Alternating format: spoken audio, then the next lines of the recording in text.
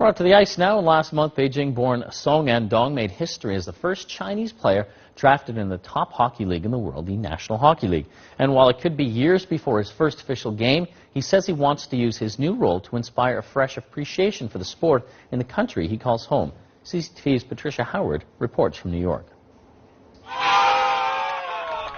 On June 27, 2015, Song made history. The 18-year-old was picked to join the New York Islanders hockey team, becoming the first Chinese-born player drafted by the National Hockey League in its 98-year history. Having moved to Canada with his family at the age of 10 to sharpen his ice skills, Song says sporting an NHL jersey with his name on the back is a lifelong dream come true.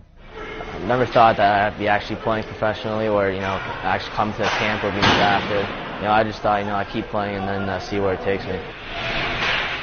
Song's skills took him here to Islanders training camp in New York. He's knocking helmets with professional players and garnering feedback. It could be 4 or 5 years before Song makes his NHL debut.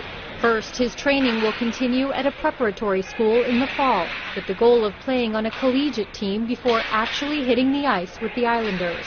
He'll also continue to play internationally. When the Houston Rockets drafted Chinese superstar Yao Ming in 2002, America's homegrown sport of basketball went global. Suddenly, children in China wanted to follow in Ming's very large footsteps. Now, some think Song's recruitment here in New York will inspire the same interest in ice hockey, but only if the NHL gets involved. Professional basketball in the United States is incredibly popular in places like Beijing and Shanghai. But the NBA has invested a lot of money into developing that.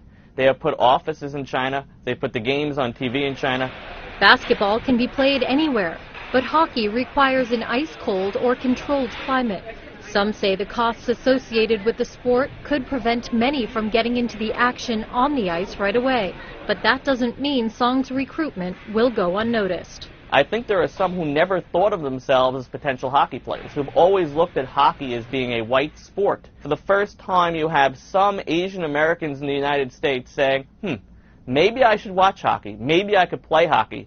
I wouldn't be the only one with my background. Now the pressure is on for Song as he works to impress the NHL and a growing Chinese fan base. It's pressure that hopefully will motivate me, push myself farther, and then hopefully I'll get into the NHL one day. A goal, Song says, is worth shooting for. Patrice Howard, CCTV, New York.